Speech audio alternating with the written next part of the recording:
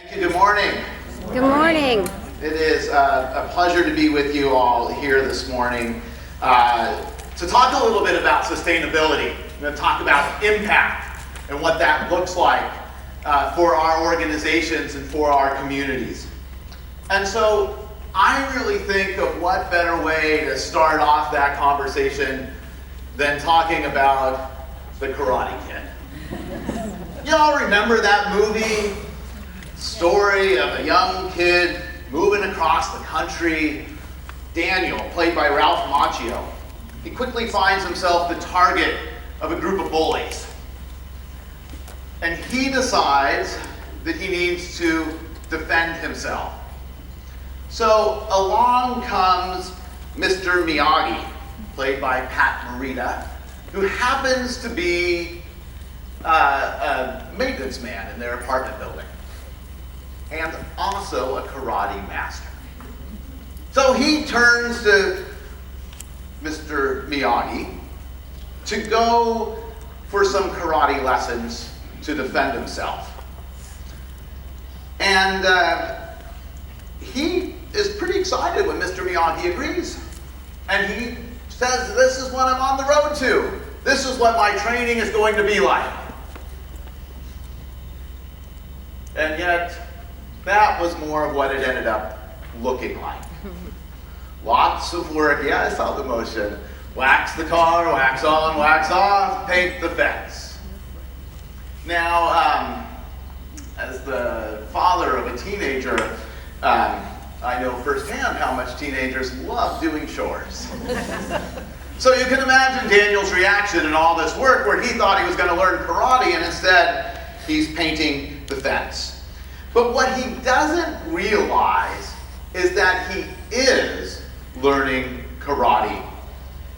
The slow foundational process of learning skills and building muscle memory so that the moves you make are so ingrained in you, they are like second nature.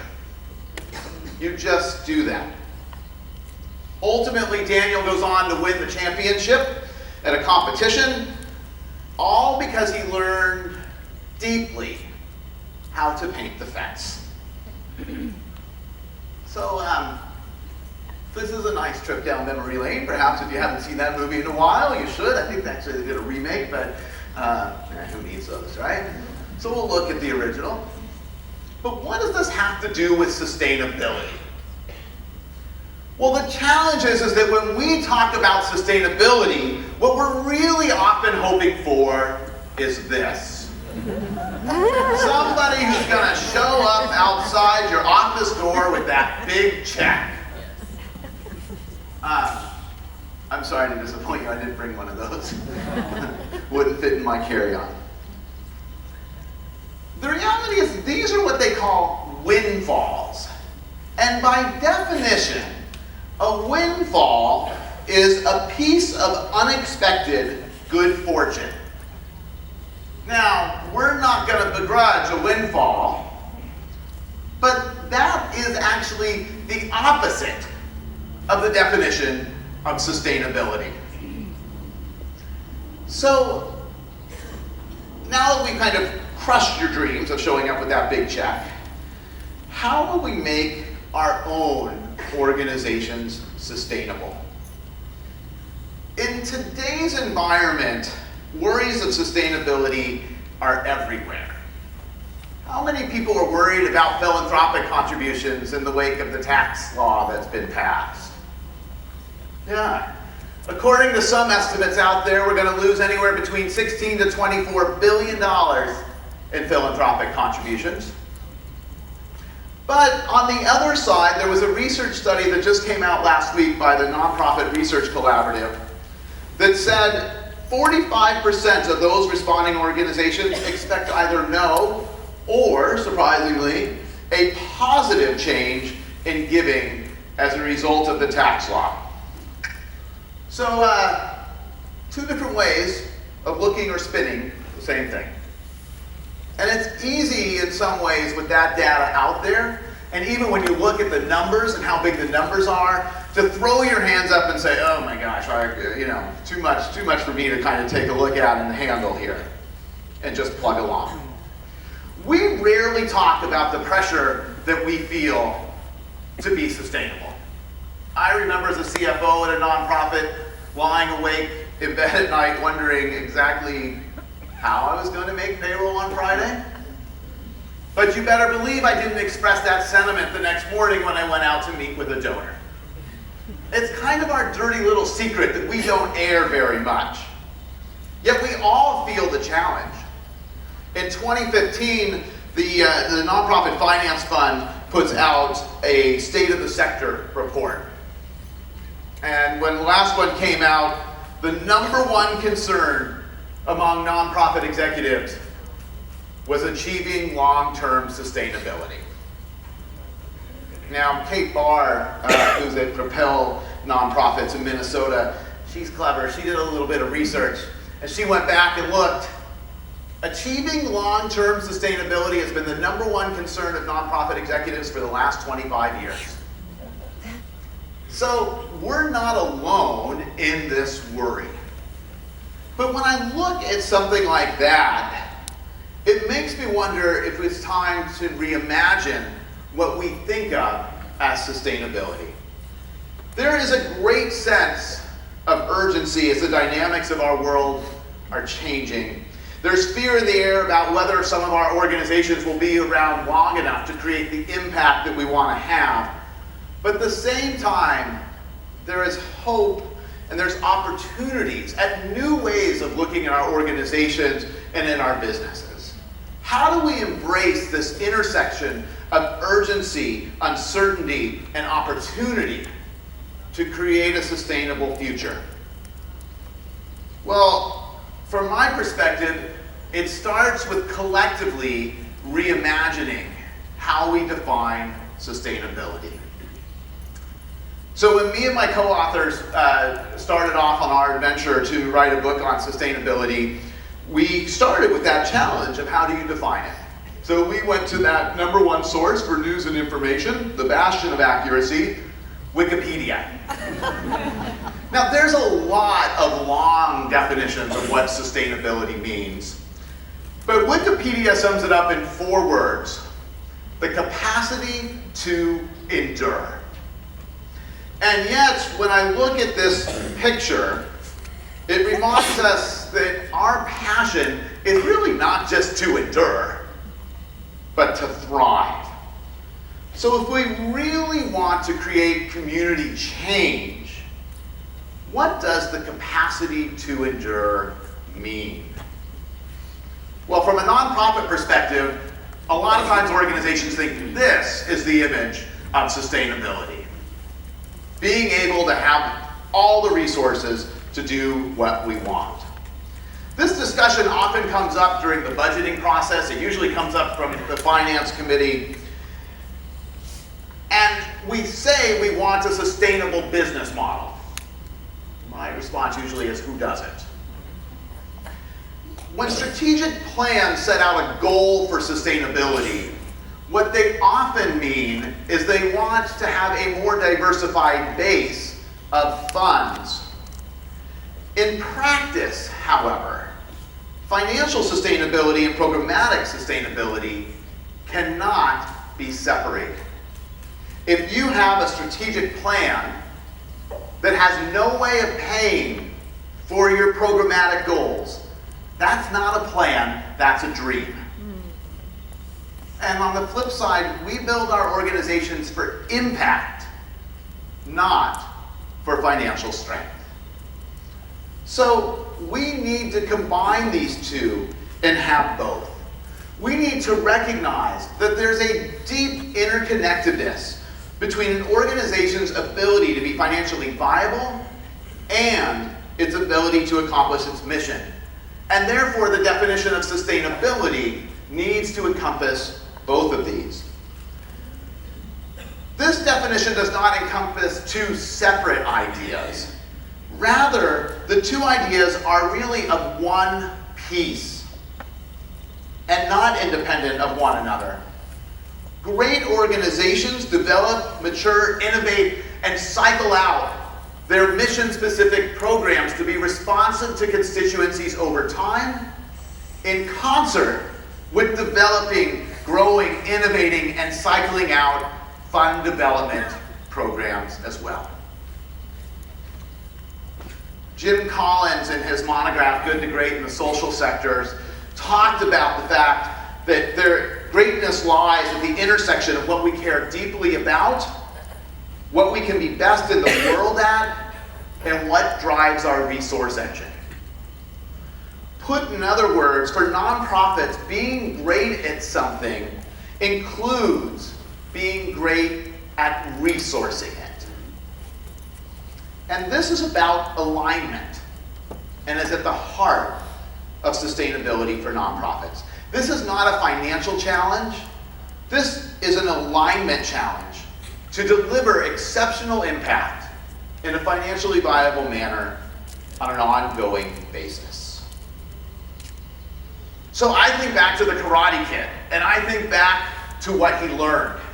And I think back to what is the muscle memory that we as nonprofit organizations and as leaders in our sector, what do we need to be able to create this alignment and to build our organization's sustainability?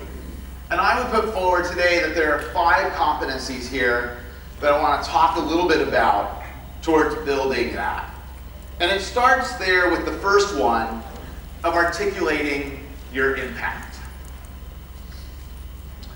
You know, in our sector we have, I've probably spent too many times in brainstorm meetings as a staff person wordsmithing mission statements. And hearing our marketing person in the back here, well, that's not a lofty enough word. Mission statements are inspirational, they're aspirational, they want to be big picture. We want everybody, preferably with a wallet, to see themselves in our mission statement. They're also horrible strategy statements. They don't tell you necessarily who you serve, they don't tell you what you do, and they don't tell you what you won't do. So we really think about impact as being more specific, a specific statement about what your organization will accomplish and how it will measure results. I want to know what's the change you're truly trying to create as a result of your organization's efforts. Question that we use often for this actually comes from Peter Drucker. If we went away today, who would it matter to and why? If your answer is your staff, if that's the first thing that pops in your head, I hope you're a jobs agency. Because yes, it would matter to them, but we want it to matter to your constituents. Who's at the core of your organization? And can you articulate the change that they're going to experience? Beyond just organizational impact, however, this is about understanding how your programs contribute to the organization's intended impact and having an honest, candid discussion about how they're performing. In too many of our organizations, we don't have structured conversations about impact. And it's about measuring results. And you know, measuring results is all well and good, but really the more profound objective of that is to rethink what we should be measuring in the first place. We need to leave behind the hallowed mission statement as our organizing principle, and instead focus on the strategic selection and design of programs that contribute to a broader change beyond the 4 walls of our organization. This is an area that I'm continuously surprised that we don't discuss among our staff and our board. We assume that we're all there for the right reasons because we've seen the mission statement. We put in these kind of fluff words. We want it to be a quality after-school program, which means different things to a lot of different people. We talk about being the leader in X, Y, and Z, because I've never seen an organization that wants to be the follower in that. So really getting down to what do we mean and what are we trying to create And what are our values around doing that? Of course, this can't be done without the voice of our constituents. And that's what brings us to our second competency. If you don't have constituents, you can't have impact. And it doesn't matter what your mission is. They drive not only impact, but done correctly, they also drive funding. So who are your constituents? What are their needs? How are they changing? Who else do they utilize and turn to in your community? In many ways, this is about ensuring the relevance of your organization. How relevant is your organization to your community? You know, the best way to do that is to really work right alongside of them. Does your board reflect the constituents you serve? Could it be better? How are we hearing the voice of our constituents? You know, this affects every single aspect of our organization. Staff, to volunteers, to board leadership. BoardSource came out with a survey last year, their kind of comprehensive survey they do on boards.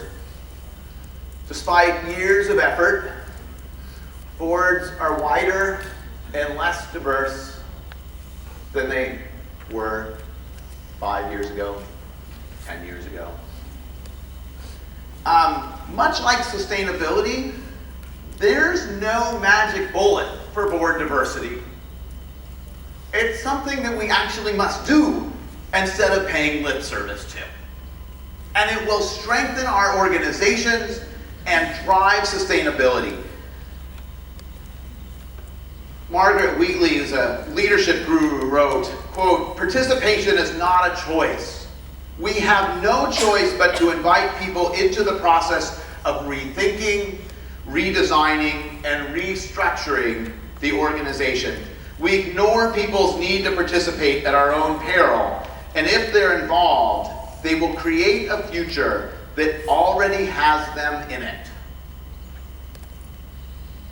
How do we engage our constituents within our organization, alongside us, to understand their needs, to be one with them, and to together build community so that we can be sustainable?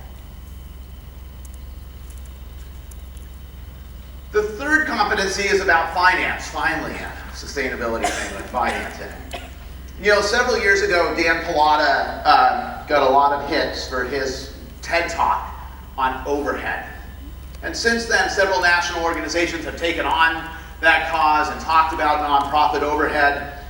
And in our work, though, we still encounter too often organizations grappling with the issue of, is this a direct or indirect cost, and what's their overhead percentage?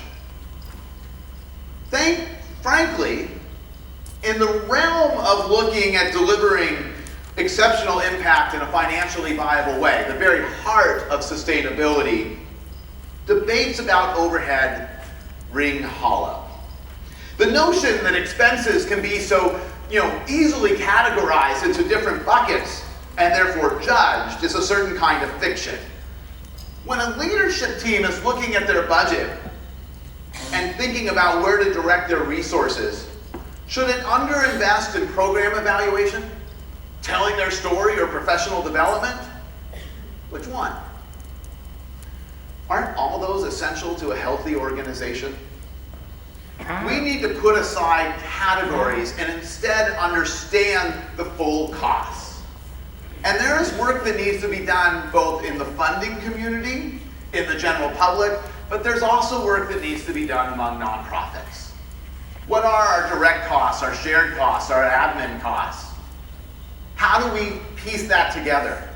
I don't walk into Starbucks and get told that the coffee is, the water was 5 cents, the paper's 10 cents, and that the profit's $4. No. I get told that it'll be $6 for my cup of coffee.